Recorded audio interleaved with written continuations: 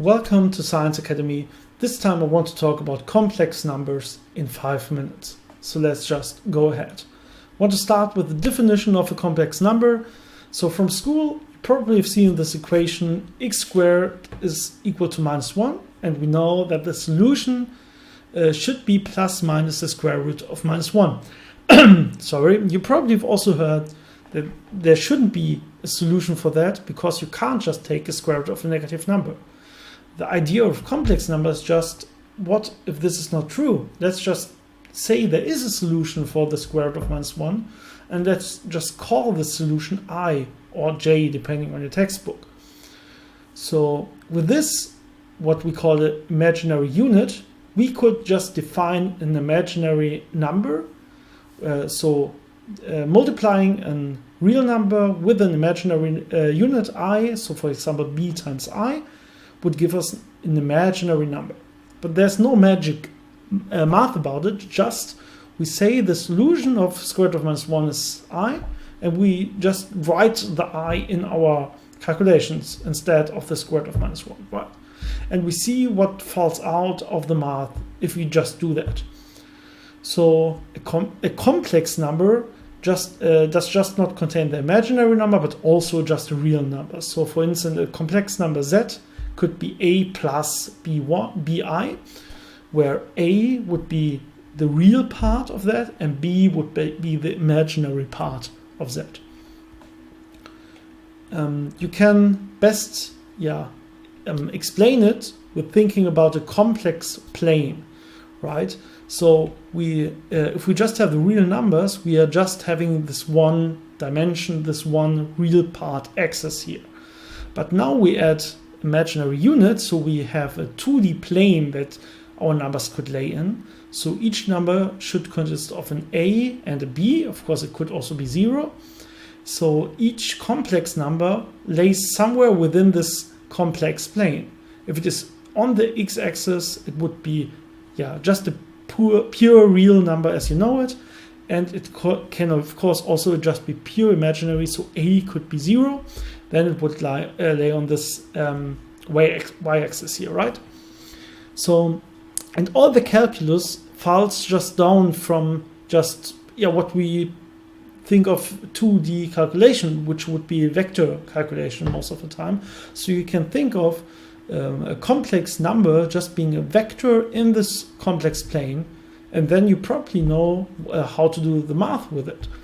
So you can, for example, just not take the Cartesian coordinate system like a plus bi, but also just do it in polar coordinates, like the length of the vector r times e to the I phi, where phi is just the angle between the vector and the x-axis in this part, right? And for just think about a few calculation rules. So two complex numbers are equal exactly if both real and imaginary part are equal, and they add just like vectors, as I just told you. So here's a quick example. If I have a vector z1 and a vector z2, both complex vectors in the complex plane, I could just add them like I do in the vector calculation. So I would just add the real part, add the imaginary part, and just write it down. And the resulting vector would just be, like in vector addition, what you see here, z1 plus z2. Multiplication also works exactly like you know from the real numbers. Just always remember that I squared is equal to -1. So I squared is also not imaginary anymore, but it's real. It's a real number. And with this, it also follows that 1 divided by I is the same as -I. Just multiply both sides with I, and you will see that this is true. So we can also think of something we call complex conjugation.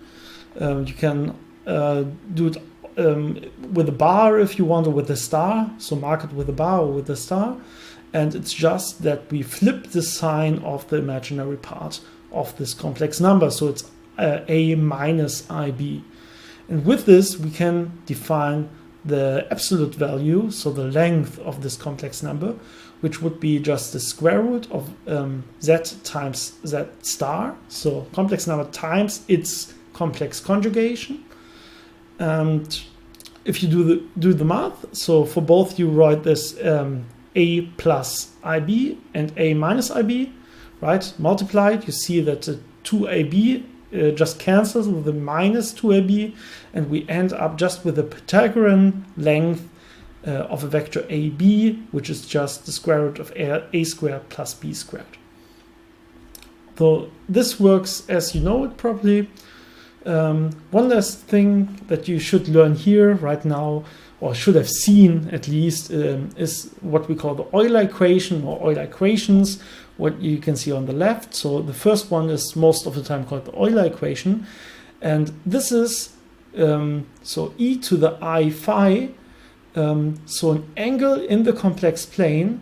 The real part is cosine and the imaginary part is a sine. So you can just, if you draw this in the imaginary plane and just let the phi run, you see that it describes an arrow just doing a unit circle in the complex plane, so a circle with a length of 1, right?